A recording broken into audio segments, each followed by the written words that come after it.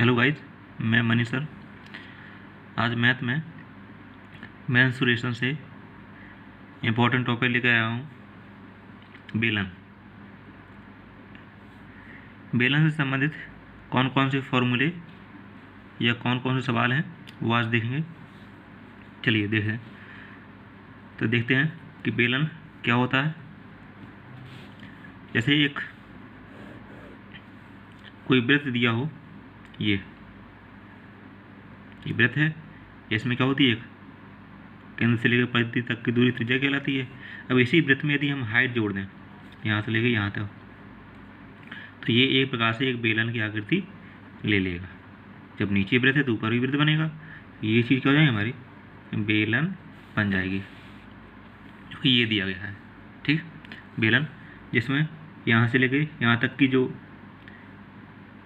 Side है उसको बोलते हैं एच, यानी हाइट बोलते हैं। ये इस बिंदु से लेके परिधि तक की दूरी रेडियस यानी आर। आप देखते हैं कि फॉर्मूले सबसे पहले आता है बेलन का वक्रपृष्ठ।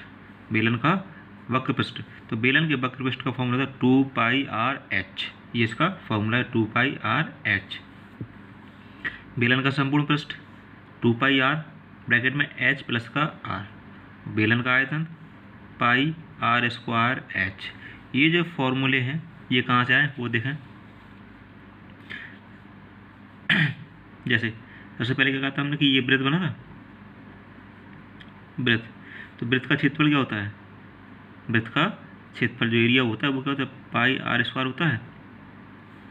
अब इसी क्षेत्रफल में हमने कहा था ये यदि ये हाइट जोड़ दी जाए, यानी हाइट और ऐड कर दी जाए, तो ये बेलन का आयतन बन जाता है। देखो ना, वृत्त के क्षेत्रफल में हाइट हमने और शामिल कर दी तो ये बन गया बेलन का आयतन। अब वक्रपृष्ठ कैसे होगा, वक्रपृष्ठ यानी ये वृत्त की परिधि, वृत्त की परिधि जो होती है, वृत्त की परिधि, उसका जो फॉर्मूला होता है 2πr होता है ना। वृत्त की परिधि का फॉर्मूला, इससे पहले हम वृत्त के बारे में पढ़ चुके हैं, तो उसमें क्या है, वृत्त की परिधि का फॉर्मूला क्या था, 2πr होता है, और उसमें हमने क्या था h जोड़ देते हैं, h शामिल कर दिया, तो ये जो वृत्त की जगह पे क्या बन जाएगा, हमारा बेलन बन जाएगा, बेलन। तो बेलन का वक्रपृष्ठ क्या बन जाएगा, तो वो 2πr/h, तो 2πr/h ये हो गया।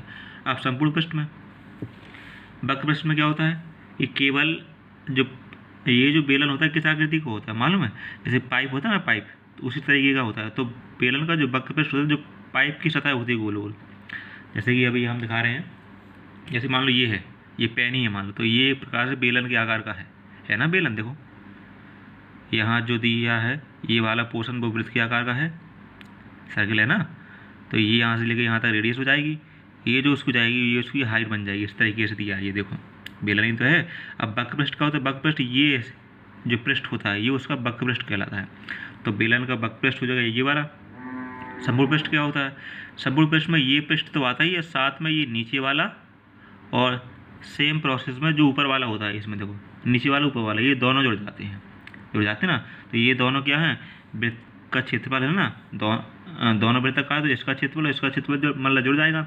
जब 2πr, ठीक है, जब 2πr/h में दोनों का क्षेत्रफल, इस वृत्त का क्षेत्रफल, इस वृत्त का क्षेत्रफल, वृत्त का क्षेत्रफल πr², इसका भी πr², और दोनों जोड़ दें तो 2πr² हो जाएगा, ये जोड़ दिया। अब इसमें से 2πr हमने कॉमन ले लिया, तो h प्लस का r, ये बन गया संपूर्ण पृष्ठ। तो ये रहा हमारा संपूर्ण पृष्ठ का फॉर्मूला। तो इस तरीके से ये फॉर्मूला आए हैं, आप सभी लोग इसको याद कर लेना। अब इससे संबंधित प्रश्न क्वेश्चन किस तरीके से आते हैं वो देखें। जैसे ये दिया है क्वेश्चन, क्या है क्वेश्चन में, इसमें दिया गया है एक बेलन की ऊंचाई 18 सेंटीमीटर है, त्रिज्या 10.5 सेंटीमीटर। तो इस बेलन का आयतन निकालना है, वक्रपृष्ठ निकालना है, संपूर्ण पृष्ठ, यानी सभी इकाइयाँ हमने निकालने के लिए दे दी। कभी मतलब सवालों में सभी इकाइयाँ नहीं पूछते, कोई एक इकाई या दो इकाई पूछ लेगा, दो चीज़ें पूछेगा वो। चलिए देखें, उसने कहा बेलन की ऊंचाई जो हाइट है हमारी, ये है ना बेलन की, वो दी ऊंचाई यानी h दी है। तो बेलन की ऊंचाई कितनी दी है हमारी, 18 सेंटीमीटर। और उसके बाद क्या है, तथा त्रिज्या 10.5, ये है ना त्रिज्या, 10.5। अब क्या कहा उसने, बेलन का आयतन ज्ञात करें। तो फर्स्ट ऑफ ऑल क्या कहा उसने, बेलन का आयतन ज्ञात करने के लिए कहा ना, तो ये दिया है, सॉरी ये लिखा है बेलन का आयतन फॉर्मूला, जबकि ऊपर हमने बता दिए। ये तीनों फॉर्मूले याद करना है आपको।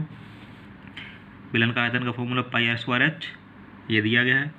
एक चीज़ और है कि यहाँ जो ये जो साइन है ये पाई का दिखाया गया है, ये वाला पाई, जिसमें पाई की वैल्यू कहीं कहीं पे हम 22/7 लिख सकते हैं, ठीक है, और कहीं कहीं पे हम 3.14 करके दिया रहेगा। जो भी वहाँ क्वेश्चन में दिया रहेगा वो हम मतलब रख लेंगे, लेकिन यहाँ दिया नहीं गया, इसीलिए हम 22/7 रख लेंगे। अब चलिए, पाई की वैल्यू 22/7, आर क्या है 10.5 है, 10.5 का स्क्वायर और इंटू का एच दिया है 18, यानी 22/7। इसका स्क्वायर मतलब क्या हुआ, इसके स्क्वायर मतलब हुआ इसका 2 बार गुणा, ये तो होता है स्क्वायर मतलब ये।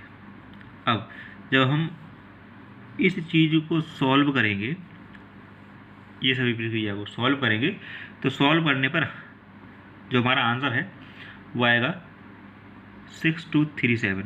सॉल्व कर लेना रफ में, तो ये हमारा आंसर आ जाएगा, ठीक है, सेंटीमीटर। अब यहाँ पे क्यू लिख दिया, ये इसकी यूनिट होती है।